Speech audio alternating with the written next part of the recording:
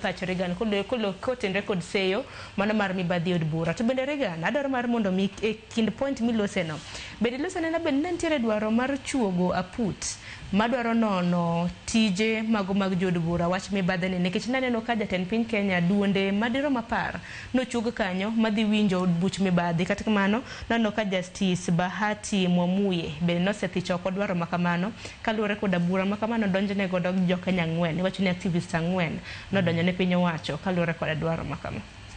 Erokamano adwa correct osiepa ni mano sipi mane ma Felix ni kuom wacho ni jatend ODM ma en Raila Amolo Odinga gi kerwa ma Kenya ka nobedo piny to loso meeting to discuss these issues.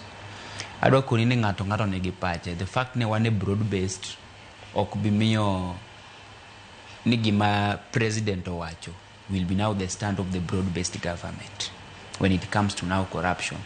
Secondly, an amor ahinya gi gima ker nowacho nikech ok jakero ke jatelo kende mosewacho gima chal kama, but the fact ni koro ker jatend pinye manowache koro en gi gravity moro ma ji neno ni gini kumbe kitu en gima osebedo kani kanyo. Nikech kata the other day Babu Owino wacho ni miyowa pesa ka mondo wa impeach Gachagua. The same government osebedo ka support chike moko ma ok ber ne jopiny. To the same MPs emosebedo ka kadho chikego.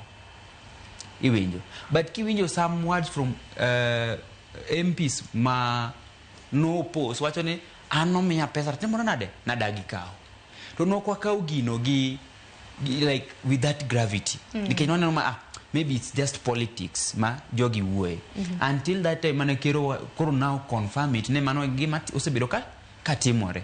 Koro I think ni ker himself kose realize ne mano gima osebedo ka ketho piny to wache. I think now kawan kaka jo Kenya we should let ker to fight muapar ni nyaka mano osetimore chien ka to kikwa fight my national government kende parliament and the senate wadu even up to the county level. Ango matimore Homa Bay County, ango matimore Siaya, ango matimore Migori, Kisumu. Is this corruption still affecting our people back home? Because development chakore gi piny kabiro malo. Iwinjo. Koro kikwa nene parliament kanyo. Kose gik malo kuna ango matimore mupondo piny kae. Man we should talk about. Secondly, watch aput molosi. I think nitiere body ma is very independent. Ma should deal with these issues. Mano EACC. Yeah. Koro ker nyiswa ni koro dwa loso committee moro ni koro manyiso ni oko trust the body. Just that's my point.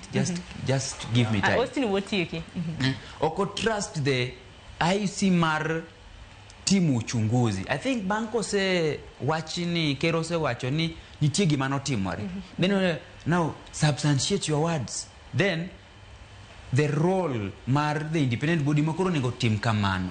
But seche moko manok nyal timore be yudo kan the government can also interfere with this body. Iwinjo. Koro ka ker oketa put ne moro. Nagina put mano mar duonde 11. Ko keto to deal with this issue. Ingeno kero se justify ose wacho gino ni gien gima nitie. Kero cannot bribe this put kendo to give a contrary report. Maisha we are sure niya these people kaka ker no wacho ni idhi wuodh gi oko kalore gi aputgi. But how I wished ni ne watiyo gi independent. But nowadays we don't trust this independent body nikech gisebedo compromised. Nikech compromise we ngado wuo mondio.